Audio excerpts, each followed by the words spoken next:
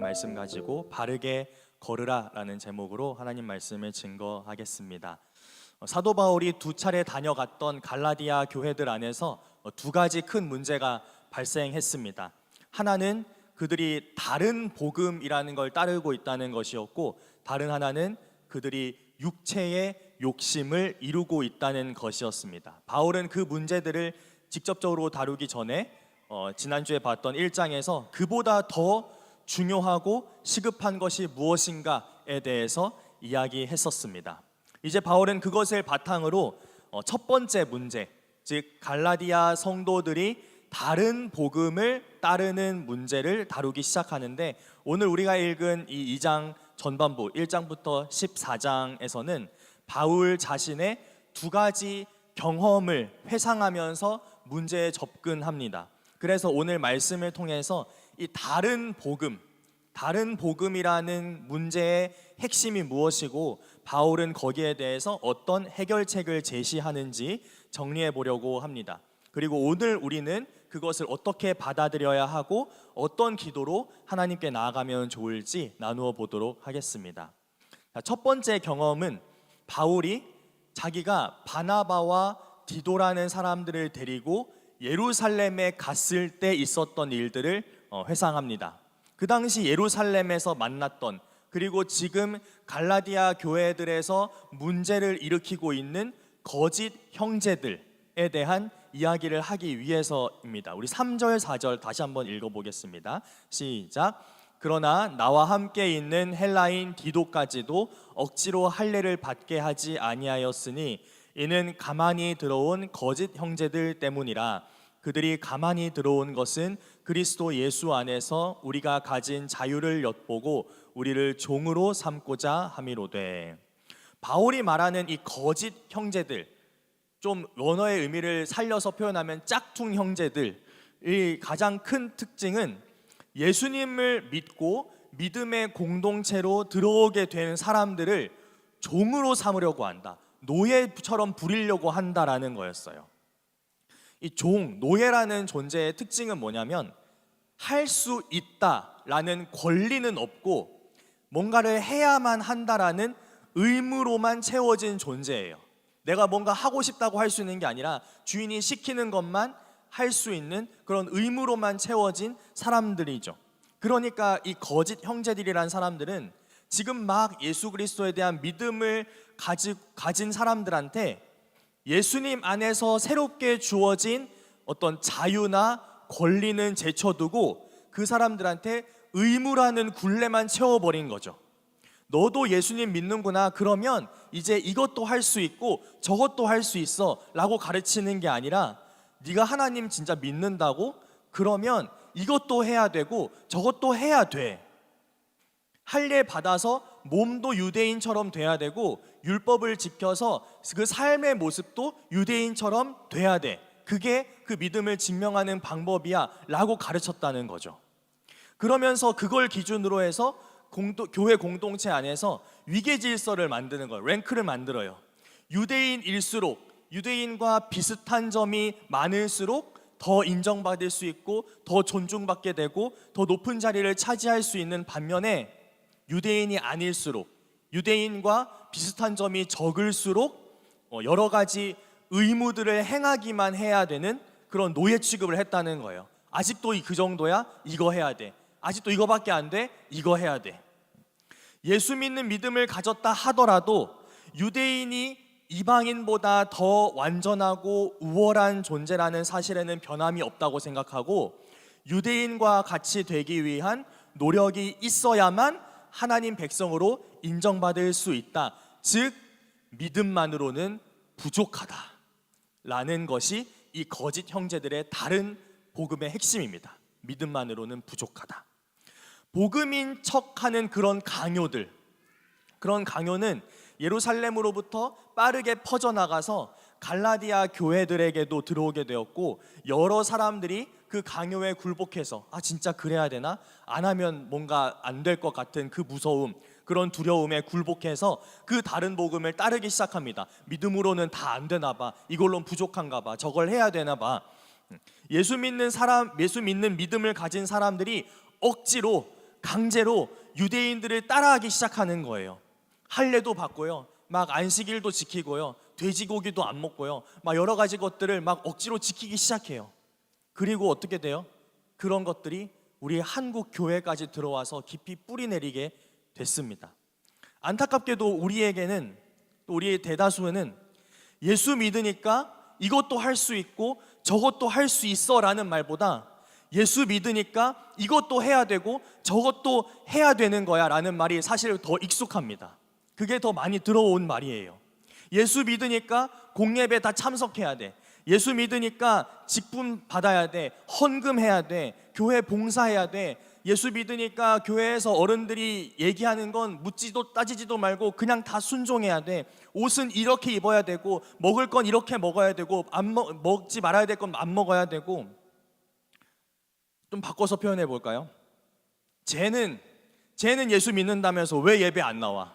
쟤는 예수 믿는다면서 왜 헌금 명단에 없어? 쟤는 예수 믿는다면서 왜 봉사 안 해? 예수 믿는다면서 왜 그렇게 질문이 많아? 예수 믿는다면서 옷은 왜 그렇게 입어? 왜 술, 담배는 못 끊어? 그리고는 그렇게 안 하는 사람들을 믿음 없는 사람이라고, 구원 못 받은 사람이라고, 하나님 사랑하지 않는 사람이라고 감히 판단하고 정죄해 왔던 것이 바로 다른 복음이었다는 거죠. 바울은 그 거짓 형제들의 다른 복음에 대해서 어떻게 반응하는지 보겠습니다. 5절입니다. 오늘 본문 5절입니다. 읽겠습니다. 시작. 그들에게 우리가 한시도 복종하지 아니하였으니 이는 복음의 진리가 항상 너희 가운데 있게 하려 함이라. 아멘. 한순간도 복종하지 않았다. 예수 믿으니까 이것도 해야 되고 저것도 해야 된다는 그런 강요의 굴레에 대해서 한순간도 복종하지 않았다고 당당하게 말합니다. 예수 믿는다면 유대인처럼 돼야 되고, 예수 믿으면 유대인처럼 살아야 한다는 말, 예수를 믿는다는 것으로는 부족하고 여러 가지 노력을 해야 한다는 말은 단 한순간도 따를 가치가 없다는 말입니다. 그것이 복음의 진리가 갈라디아 성도들 가운데, 그리고 우리 가운데 지켜지는 방법이라는 거예요. 그렇다면 그 거짓 형제들의 다른 복음을 한시도 따르지 않음으로써 지켜지는 그 복음의 진리는 무엇일까요? 다음 주에 사실 더 자세하게 볼 말씀인데요, 좀 16절입니다. 좀 긴 말씀인데 갈라디아에서 너무 중요한 말씀이기 때문에 한번 천천히 읽어보겠습니다. 시작. 사람이 의롭게 되는 것은 율법의 행위로 말미암음이 아니요 오직 예수 그리스도를 믿음으로 말미암는 줄 알므로 우리도 그리스도 예수를 믿나니 이는 우리가 율법의 행위로서가 아니고 그리스도를 믿음으로써 의롭다함을 얻으려 함이라. 율법의 행위로서는 의롭다함을 얻을 육체가 없느니라. 아멘.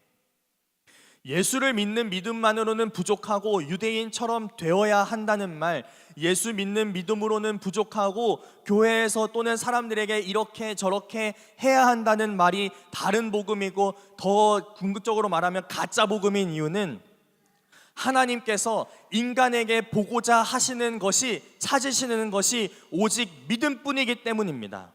하나님 앞에서는 믿음이 발견되면 그만이고, 그 믿음을 보시고 우리를 의롭다고 인정해 주실 뿐이지, 믿음 옆에 억지로 강요된 행위들을 덕지 붙인다고 해서 그 믿음이 더 아름다워지는 것도 아니고 하나님이 더 인정하시거나 더 사랑하시는 것도 아니라는 말입니다. 정리하자면 바울이 예루살렘에 갔던 자신의 경험을 통해서 말하려는 건 이겁니다. 오직 예수 그리스도를 믿음으로 하나님의 의롭다 인정하심을 받은 사람들이라면 거기에 뭐가 붙어 있든 말든 오직 그 믿음 때문에 모두가 동등합니다. 하나님께서 믿음 외에는 그 어떤 인간적인 가치, 세상적인 가치를 고려하지 않기로 결심하셨기 때문입니다. 그러므로 그 어떤 사람도 믿음이 있는 다른 형제 자매들에게 무언가를 강요할 권한도 없고요, 의무를 지울 권한도 없습니다. 우리는 그리스도 안에서 눈에 보이는 것들, 세상의 것들이 만들어내는 모든 차이와 차별이 철폐되는 자유를 얻었습니다.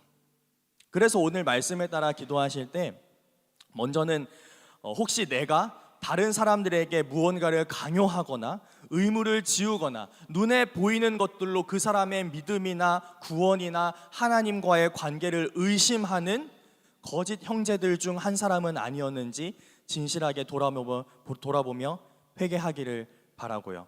이제는 세상의 그 어떤 것들로도 어떤 기준으로도 차별받지 않는 하나님 나라의 자유, 오직 예수 그리스도를 믿음으로 우리 모두에게 동등하게 주어진 그 자유를 온전히 누리는 삶이 되도록 기도하면 좋겠습니다. 나아가 주변에 혹시 세상의 것들 혹은 자신의 부족함에 매여서 거기에 갇혀 있는 형제자매들이 있다면 오직 믿음만으로 의롭다 인정하시고 세상의 것들로 더 이상 판단받거나 정죄받지 않는 이 자유를 얻고 누릴 수 있도록 중보하며 기도해 주시면 좋겠습니다. 바울이 두 번째로 꺼내는 자신의 경험은 안디옥이라는 곳에서 베드로를 만났던 일입니다. 우리 11절 한번 읽어보겠습니다. 11절입니다. 시작. 게바가 안디옥에 이르렀을 때 책망받을 일이 있기로 내가 그를 대면하여 책망하였노라. 게바는 베드로의 다른 이름입니다. 그럼 도대체 안디옥에서 무슨 일이 있었길래, 무슨 책망받을 일이 있었길래 바울이 대놓고 뭐라고 했을까요? 12절 13절입니다. 12절 13절 시작. 야고보에게서 온 어떤 이들이 이르기 전에 게바가 이방인과 함께 먹다가 그들이 오매 그가 할례자들을 두려워하여 떠나 물러가매 남은 유대인들도 그와 같이 외식함으로 바나바도 그들의 외식에 유혹되었느니라. 아멘. 베드로는 이방인들도 예수님을 믿음으로 구원받는다는 사실에 굉장히 열려있던 사람이었습니다. 사도들 중에서 12사도들 중에서 가장 먼저 고넬료라고 하는 그 이방인에게 성령님이 임하시는 걸 눈으로 본 사람이고, 그래서 그 사람에게 세례도 주었던 사람입니다. 그래서 그가 진짜 믿음을 가진 것을 분명하게 보고 다른 사도들한테 야, 성령님이 이방인들한테도 임하더라, 하나님이 이방인들도 구원하기 시작하셨다라는 걸 증명한 본인이에요. 그런데 그 베드로라는 사람도 여전히 유대인이 이방인보다 우월하다, 더 완전하다라는 그 뿌리 깊은 의식에서는 아직 벗어나지 못했던 것 같습니다. 안디옥에서 이방인 출신 성도들과 함께 식사를 하고 있었는데 베드로 자기보다 좀 더 보수적이었던, 더 이방인들에게 좀 닫혀 있었던 예루살렘의 야고보가 보낸 사람들이 온다는 이야기를 듣고는 밥 먹다 말고 나가버린 거예요. 아유, 배가 아프네. 나가버렸어요. 자리를 떠나버립니다. 바울의 눈으로 볼 때 이 베드로의 행동은 결국 이방인 신자한테 너네 아직 부족해, 유대인처럼 살아야 한다고 강요한 것과 마찬가지였습니다. 지위가 낮은, 열등한, 온전하지 않은 이방인과 식사하는 모습을 들키고 싶지 않은 거예요. 그 베드로의 위선이 드러난 순간이었고, 바울은 이것을 베드로가 하나님께 책망받을, 원어의 의미를 살리면 정죄받을 일을 한 것이었다고 엄중하게 질책을 합니다. 14절 읽어볼까요? 14절 시작. 그러므로 나는 그들이 복음의 진리를 따라 바르게 행하지 아니함을 보고 모든 자 앞에서 게바에게 이르되 네가 유대인으로서 이방인을 따르고 유대인답게 살지 아니하면서 어찌하여 억지로 이방인을 유대인답게 살려 하려느냐 하였노라. 모든 사람들 앞에서 대놓고 질책합니다. 결국에는 바울은 아까 말한 거짓 형제들과 다름없는 그 베드로의 본심을 폭로하면서 그것이 결국 복음의 진리를 따라 행하지 않는 것이다, 이건 바르게 행하는 것이 아니었다고 지적합니다. 그래서 이 메시지를 던지는 거예요. 그 유명한 베드로라도 복음의 진리를 따라 걷지 않으면 하나님께 즉시 모든 사람들 앞에서 공개적으로 정죄받고 책망받는데 하물며 이방인 신자들이야 말해 무엇하랴. 오순절 성령의 역사로 담대하게 일어나 복음을 전해서 3,000명을 회심시키고 안진뱅이를 일으키고 죽은 사람을 살려내고 이방인에게 성령이 임재하시게 하고 그들에게 세례를 베푼 베드로라 할지라도 다른 사람들이 예수 그리스도를 믿음으로 말미암아 얻게 된 그 자유와 동등함을 무시하고 그들에게 유대인이 되어야 된다, 유대인처럼 살아야 된다고 강요하다가 정죄를 받고 책망을 받았는데, 이제 너희들이 하나님이 사랑하셔서 구원하신 다른 지체들에게 유대인이 되어라, 교회에서 이렇게 해라 저렇게 해라 강요하고 굴레를 씌워서 그들에게 주어진 그 자유와 동등함을 빼앗으려 한다면 복음의 진리에서 벗어나 버린 그 행동들에 대한 하나님의 정죄, 하나님의 책망을 감히 감당할 수 있겠냐는 겁니다. 다른 복음 따르기를 즉시 멈추라는 거죠. 사랑하는 성도 여러분, 예수 그리스도를 믿는 같은 믿음 아래 유대인과 이방인의 차이는 없습니다. 같은 믿음 아래 한국인과 미국인의 차이도 없고, 같은 믿음 아래 어른과 아이의 차이도 없으며, 같은 믿음 아래 신앙 경력이 오랜 사람과 며칠 되지 않은 사람의 차이도 없습니다. 예수 그리스도 안에서 모두가 자유인이고 모두가 동등합니다. 이것이 복음의 진리입니다. 그리고 바울은 갈라디아 성도들에게, 그리고 우리에게 거짓 형제들과는 달리, 위선했던 베드로와는 달리 복음의 진리를 따라 바르게 걸으라고 권면합니다. 이 바르게라고 번역된 헬라어 의미를 따져보면 우리가 많이 들어본 전통 트레디셔널 아니고 정통 orthodoxy가 됩니다. 바울이 말하는 우리가 따라 걸어야 할 그런 그 정통은 무엇일까요? 갈라디아에서의 핵심이라고도 할 수 있는 5장 6절 한번 읽어보도록 하겠습니다. 시작. 그리스도 예수 안에서는 할례나 무할례나 효력이 없으되 사랑으로서 역사하는 믿음뿐이니라. 아멘. 예수 그리스도를 믿고 따르는 복음의 진리의 정통은 의무가 아닙니다. 차별도 아닙니다. 분리도 아니고 정죄도 아닙니다. 정통은 오직 사랑입니다. 사랑만이 우리가 믿는 도리 기독교의 정통입니다. 진짜 믿음, 예수 그리스도를 통해 하나님과의 굳건한 관계로 들어가는 믿음은 사랑으로 실현되어야 하고 실현될 수밖에 없기 때문입니다. 그래서 바울은 갈라디아 성도들과 오늘 우리에게 그 어떤 것도 강요하지 말고 그 어떤 의무도 지우지 않지만 다만 서로 사랑하라라는 예수님의 말씀에 순종하라고 명령합니다. 예수 그리스도 안에서 동등함과 자유를 얻은 사람들의 마땅한 본분이 그 동등함과 자유를 주신 예수님의 말씀을 따르는 것이고, 그분의 가장 큰 명령이 바로 사랑이기 때문입니다. 그래서 오늘 말씀을 따라 기도하실 때 하나님께서 예수 그리스도를 통해 나에게 주신 자유와 동등함을 가지고 복음의 진리를 따라 바르게 걷는 삶이 되도록, 예수님께서 명령하신 그 사랑이 나의 바로 한 걸음 한 걸음이 될 수 있도록 인도해 달라고 기도하면 좋겠습니다. 비록 어렵지만, 그 사랑이 완전히 준비될 수 없지만, 익숙함과 체면을 거슬러야 하겠지만 성령님께서 가라 하시는 대로, 하라 하시는 대로 믿음의 발걸음, 사랑의 발걸음, 그리고 정통의 발걸음으로 담대하게 한 걸음 한 걸음 나아가는 기도 시간과 우리 모두의 삶이 되기를 예수 그리스도 이름으로 축원합니다.